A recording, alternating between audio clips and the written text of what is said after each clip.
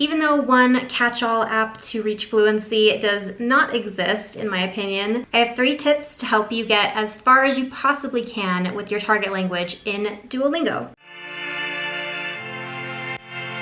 Hello everyone, welcome back to the channel. If you're new here, my name is Kristen. I'm a flight attendant, traveler, and lover of languages. Duolingo is often the easiest, cheapest tool that new language learners turn to when they are just starting out, which is totally fine. You know, I do have my opinions on Duolingo depending on the language, but I do think that you can make it work for you, or at least work better for you. Now, little disclaimer, I don't really think that you can get fluent using primarily Duolingo, but I do think it can give you a good base, and especially if you're just curious about a language, it can give you an easy way to dabble in that language and see if you like it. And then I know a lot of people use it as sort of a refresher tool as well, and I think it's good for that. So tip number 1 I have for it to work better for you is to use all of the app's resources. I am guilty of, for the longest time, using it and never clicking on the tips section or the discussion or the community page, but specifically the tips and the discussion section I think is a really valuable resource, because the tips are actually going to give you a sort of lesson and overview of what you're going to be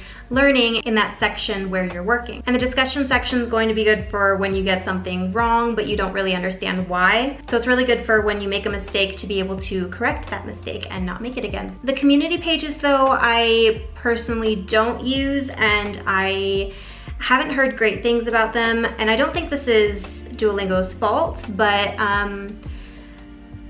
yeah, for me, whenever I have a question, I'll take whatever is on Duolingo that I don't understand, and I'll probably post a question on a different app like HelloTalk, where for instance, native speakers of your target language will come and answer that question for you and can often give you much more context. Second thing that I do, and I highly recommend doing when you're first starting a language especially, is to look up videos on correct pronunciation for your target language. This is kind of something that I recently had to do for Spanish, because no matter how many times I heard the language or repeated it, I kept doing little mistakes that a native English speaker tends to do when they're speaking Spanish. And I didn't even really realize it until a native Spanish speaker told me that I was sounding a little weird, and I'm like, what are you talking about? I'm sounding exactly the same as everybody else. You know, and in my head I thought that, but it turns out that I was habitually extending my vowels in Spanish when they're not really supposed to be.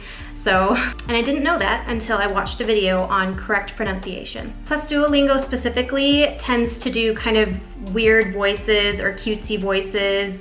And I think that they do this to help you remember what you're learning, which I don't really mind, because, you know, there's definitely been times where I remember a word just because I heard it in a sing-song voice on a cartoon once. But correct pronunciation is really important, so other than looking up a short video on it, you can do apps like Pimsleur, which is what I do, and I think that my pronunciation got better once I started doing that. However, someone telling me specifically what I was doing wrong definitely helped more. Third and final tip is going to be, you do need to, if you're especially going to advance farther in the language, learn from real world conversations. I have the advantage of living here in Mexico while I am learning Spanish, so I can learn from actual real life conversations, but of course not everyone can do that, so my recommendations would be, I do use Pimsleur for most of my study, and it is pretty good for real life style conversations. However, I always thought that the best conversation style language learning app was, I used JapanesePod101.com and SpanishPod101.com, and those